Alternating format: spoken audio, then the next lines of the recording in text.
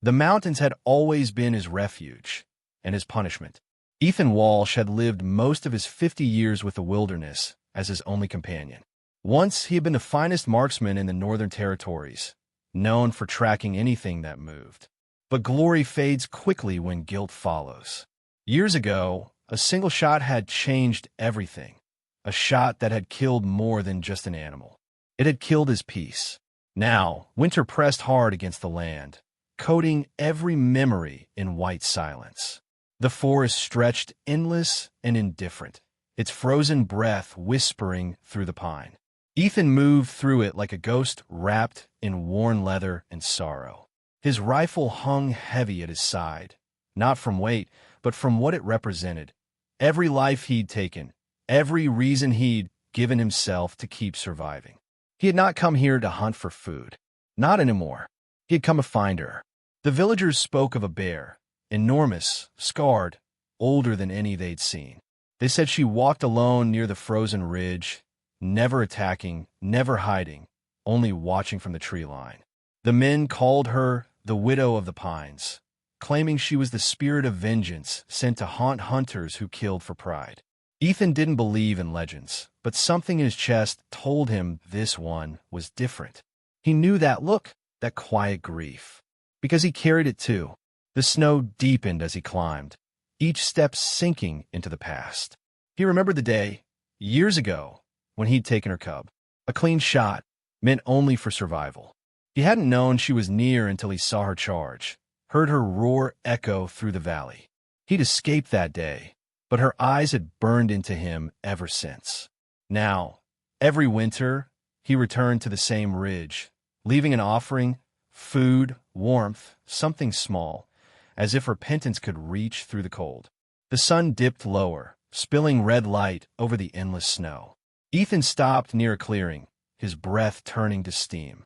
There, tracks. Fresh. Massive. His pulse quickened, but it wasn't fear. It was something closer to hope. He followed the prints through a wall of pines until the trees opened to reveal her. The bear stood near a half-frozen stream, her fur dusted with snow, her head bowed as if the weight of the world rested upon it. For a long moment, neither moved. Hunter and hunted, bound not by survival, but by memory. And in that stillness, Ethan understood. This wasn't the hunt's end.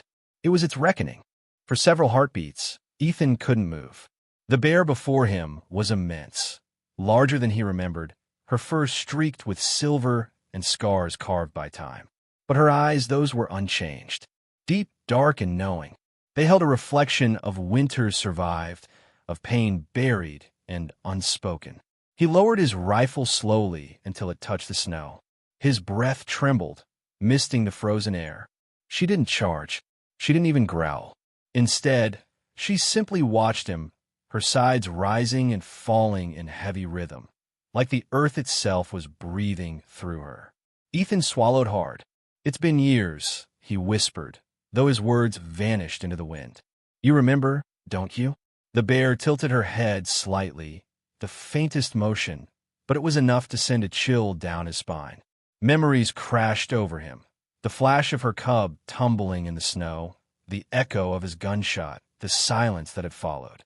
He'd carried that silence ever since, heavier than any weapon. He took a cautious step forward. The snow crunched softly beneath his boots.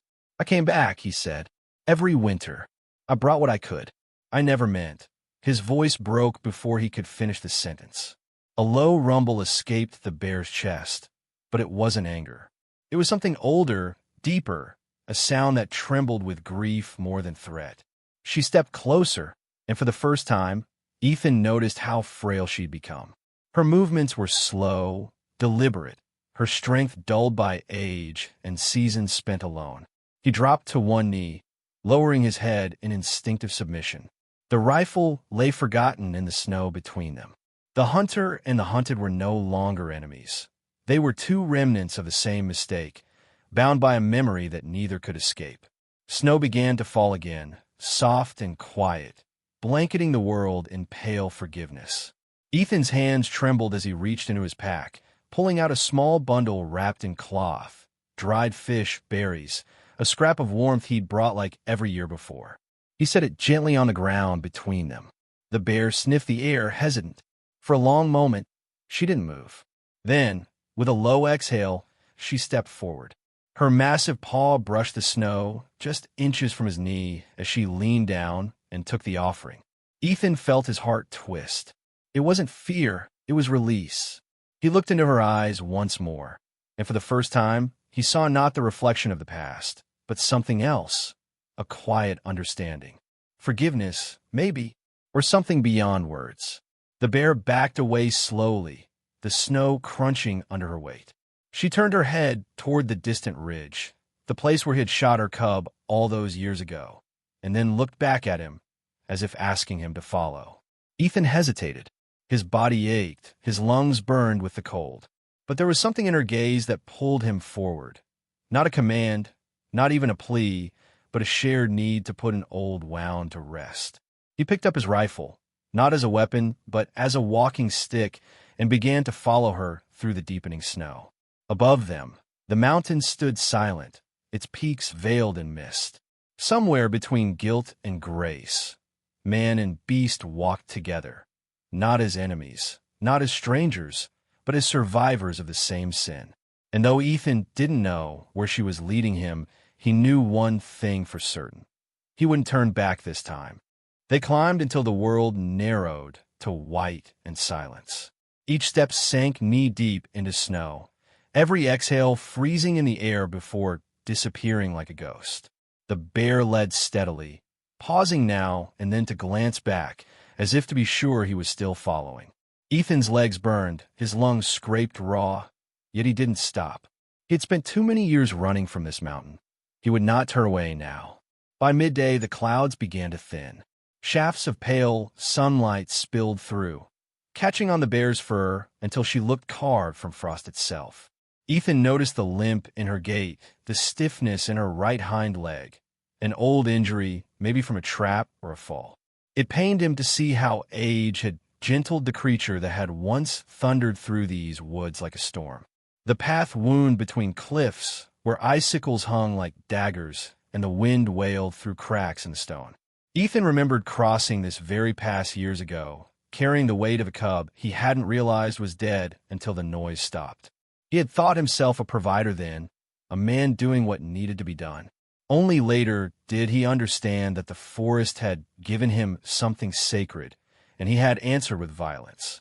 The bear stopped beside a fallen pine. She brushed her muzzle against the trunk, then looked toward the valley below, a wide hollow filled with broken branches and half-buried stones. Ethan's heart sank. He recognized the place. It was where it had happened. The memory struck him like cold wind. The flash of movement, the rifle's recoil, the cub tumbling into the snow, the echo swallowed by silence. He dropped to his knees. "I'm sorry," he whispered, though the words felt smaller than the space between them. The bear moved closer. For a moment he thought she might strike. A single blow could have ended him easily.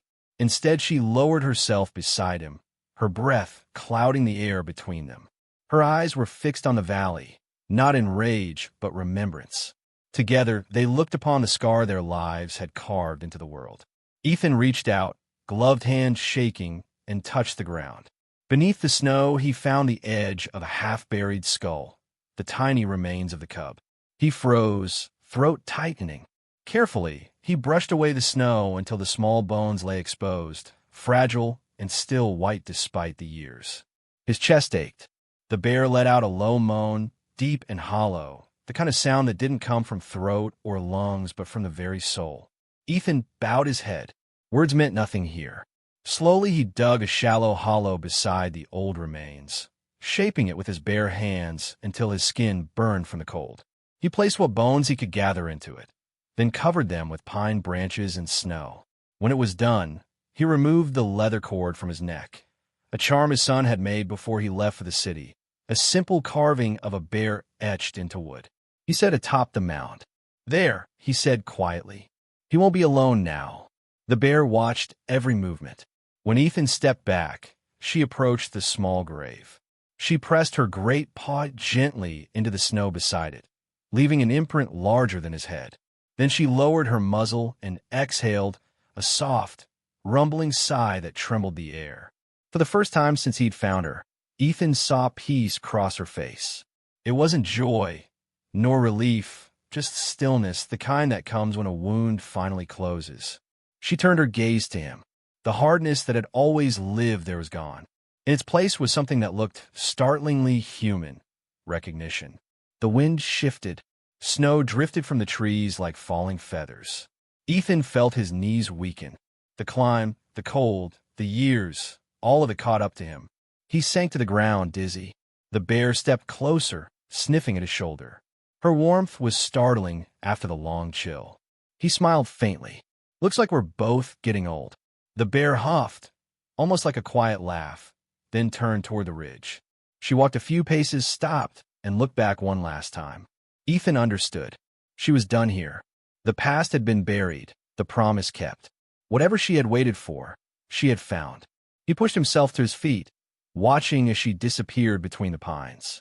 Her silhouette blended with the drifting snow until there was nothing left but the soft echo of her steps. The silence that followed wasn't empty this time. It was sacred. Ethan stood alone in the clearing, the wind brushing against him like a benediction. For the first time in decades, the mountain didn't feel like punishment. It felt like forgiveness carved into stone and sky.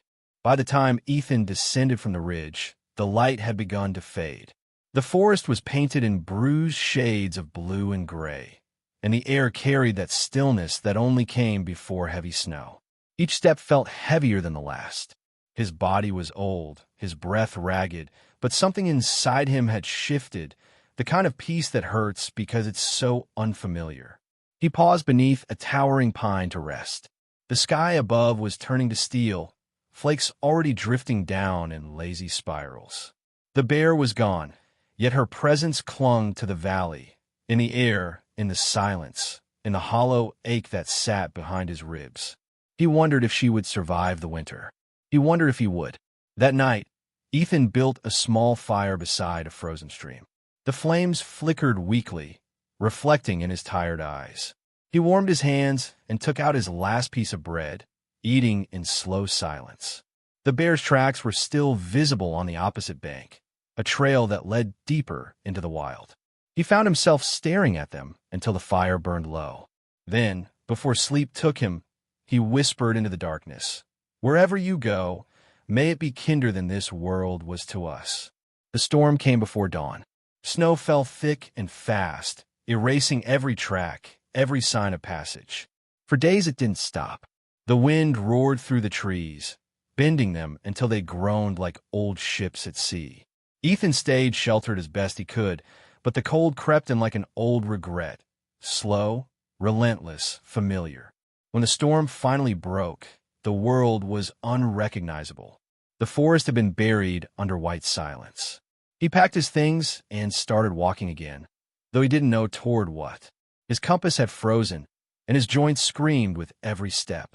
Yet somewhere deep inside, he felt pulled in a direction he didn't question. By evening, he saw movement ahead, a dark shape against the snow.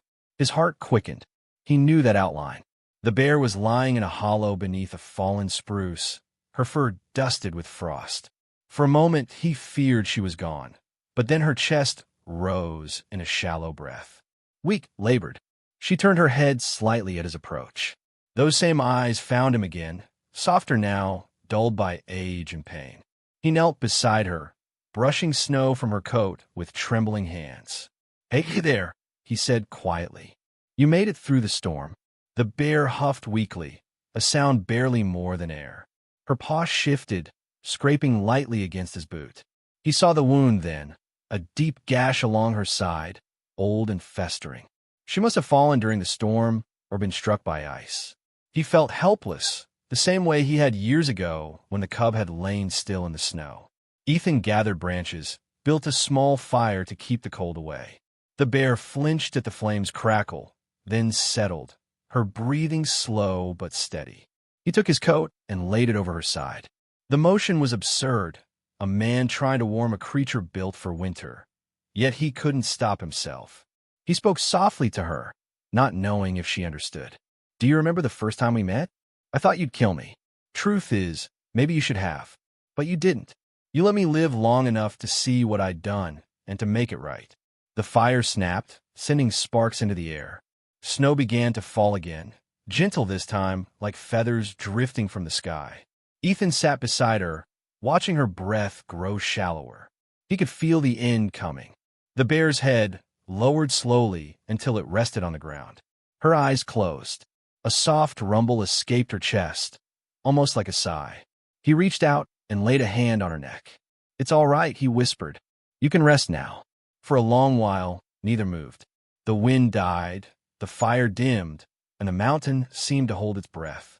When the last light of day faded, Ethan realized she was gone. Her body was still warm, her fur catching the glow of the dying fire. He stayed beside her long after the flames went out, staring at the sky until the stars blurred with snowflakes. By morning, he could barely stand. His joints were stiff, his lungs raw from the cold.